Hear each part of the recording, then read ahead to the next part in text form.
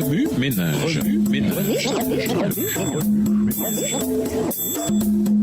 Bienvenue dans votre émission Remue-ménage. Nous voilà au dimanche 24 avril. La guerre depuis le ciel jusqu'à la terre.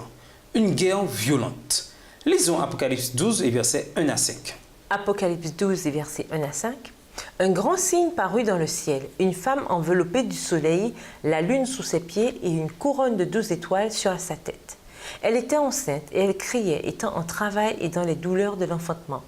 Un autre signe parut encore dans le ciel, et voici, c'était un grand dragon rouge ayant 7 têtes et 10 cornes, et sur cette tête 7 diadèmes. Sa queue entraînait le tiers des étoiles du ciel et les jetait sur la terre. Le dragon se tint devant la femme qui allait enfanter afin de dévorer son enfant lorsqu'elle aurait enfanté. Elle enfanta un fils qui doit paître toutes les nations avec une verge de fer, et son enfant fut enlevé vers Dieu et vers son trône. Apocalypse 12 nous dépeint le tableau de ce qui s'est vraiment passé lorsque Jésus est né ici-bas. Loin de l'imagerie populaire de la nativité, cet événement est une scène de la guerre cosmique. Nous voyons l'Église, symbolisée par une femme, sur le point de mettre un enfant au monde. Il, le dragon, se plaça devant la femme qui allait accoucher, afin de dévorer son enfant dès qu'il serait né. La femme mit au monde un fils, qui dirigera toutes les nations avec une autorité de fer. L'enfant fut aussitôt amené auprès de Dieu et de son trône. Apocalypse 12, versets 4 et 5. Par l'entremise d'Hérode, Satan tenta d'éliminer le Christ par la forme de violence la plus inhumaine, le massacre de tous les garçons âgés de moins de 2 ans. Matthieu 2, le verset 16. Cet acte démontre que rien n'arrêtera Satan.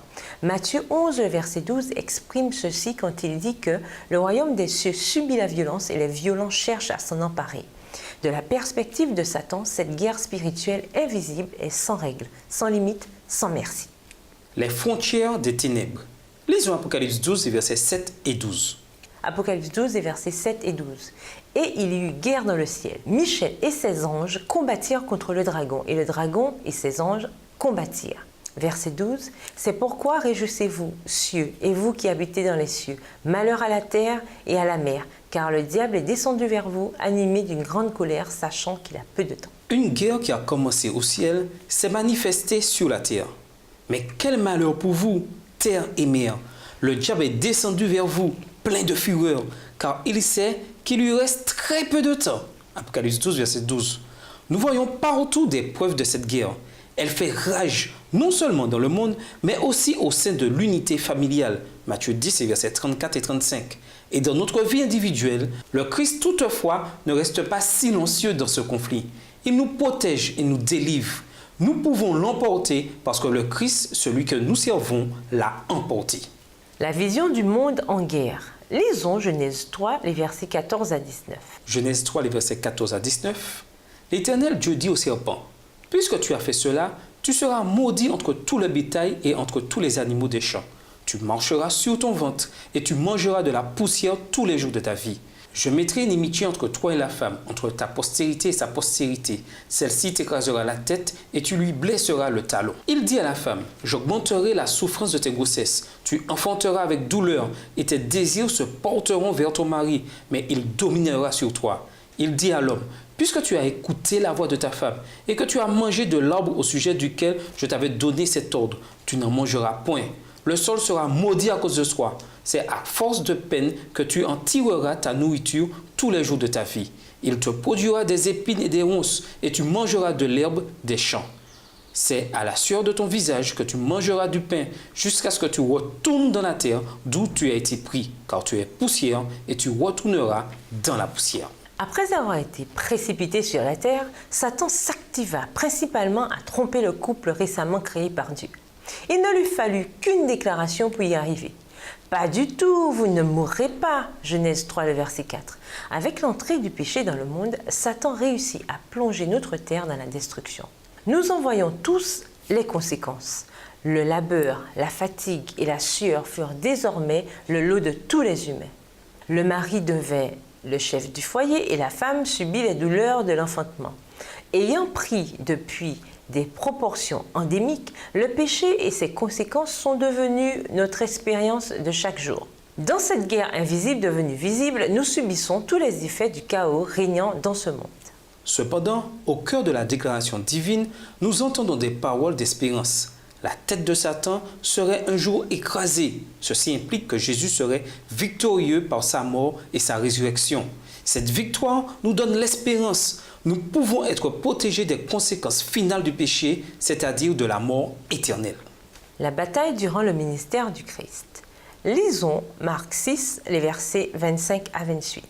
Marc 6, les versets 25 à 28. Elle s'empressa de rentrer aussitôt vers le roi.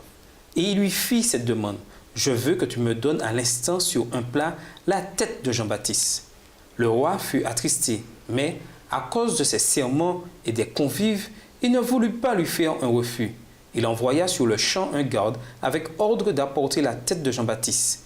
Le garde alla, décapita Jean dans la prison et apporta la tête sur un plat et la donna à la jeune fille, et la jeune fille la donna à sa mère. Quand Jean-Baptiste proclama l'avènement du Christ, Satan fit tout pour le réduire au silence. Les effets du conflit ne tardèrent pas à se faire sentir. Jean finit par être fait prisonnier. Malgré sa situation difficile, une seule chose le préoccupait, les rapports qu'il avait entendus sur Jésus. Ses disciples demandèrent au Seigneur, « Es-tu le Messie qui doit venir ou devons-nous attendre quelqu'un d'autre » Matthieu 11, verset 3. Les inquiétudes de Jean-Baptiste s'évanouirent lorsqu'on lui raconta tout ce que Jésus faisait. Face à la mort, il sut que son œuvre était terminée. Bien que son fidèle serviteur ait subi une mort violente, Jésus rendit hommage à ce précurseur en disant qu'il était le plus grand prophète ayant porté le plus grand message. Le royaume de Dieu est à la porte. Les paroles du Christ reflètent ce que son ministère allait impliquer. Depuis l'époque où Jean-Baptiste prêchait jusqu'à présent, le royaume des cieux subit la violence et les violents cherchent à s'en emparer. Verset 12. Depuis le premier assaut sur l'enfant Jésus dans la crèche, pas un seul instant Satan ne relâcha ses efforts pour écraser le plan de la rédemption. Une cause perdue. Lisons Apocalypse 12, le verset 17. Apocalypse 12, verset 17. Et le dragon fut irrité contre la femme, et il s'en alla faire la guerre au reste de sa postérité, à ceux qui gardent les commandements de Dieu et qui ont le témoignage de Jésus. Dès que l'annonce que le Christ écraserait la tête du serpent fut faite, Genèse 3, le verset 15, ce ne fut qu'une question de temps avant que le plan de la rédemption ne s'accomplisse, marquant ainsi la fin de la guerre visible et invisible. Sachant qu'il n'en avait pour peu de temps, Satan ne resta pas inactif. Il sema le plus possible la destruction sur son passage. Il échoua dans sa tentative de vaincre le Christ au cours de son ministère terrestre. Sa nouvelle stratégie consiste donc à faire la guerre au reste du peuple de Dieu. Plein de fureur contre la femme, le dragon s'en alla combattre le reste de ses descendants, ceux qui obéissent au commandement de Dieu et sont fidèles à la vérité révélée par Jésus. Apocalypse 12, verset 17. Au temps de la fin, la nature violente de ce conflit atteindra son point culminant. Cependant, le Christ sera victorieux parce qu'il a obtenu la victoire sur la croix. Dans 1 Corinthiens 15, versets 20 à 27, Paul déclare que le royaume de Dieu l'emportera. Le dernier ennemi à être détruit sera la mort et son instigateur Satan lui-même. La guerre invisible sera enfin visible à tous dans ces derniers moments. Le dernier acte de Dieu exposera les conséquences terribles du péché. Le jugement final tombera sur tous ceux qui ont rejoint les rangs de l'ennemi. La guerre sera enfin chose passée et toutes choses seront faites nouvelles. Remue-ménage, que ressentez-vous en sachant qu'à un niveau individuel, une guerre invisible se livre chaque jour pour le contrôle de votre âme? Pourquoi le Christ permet-il que cette guerre se poursuive alors qu'il sait que pour Satan, c'est déjà une cause perdue? Au revoir. Et à demain si Dieu veut. Remue-ménage.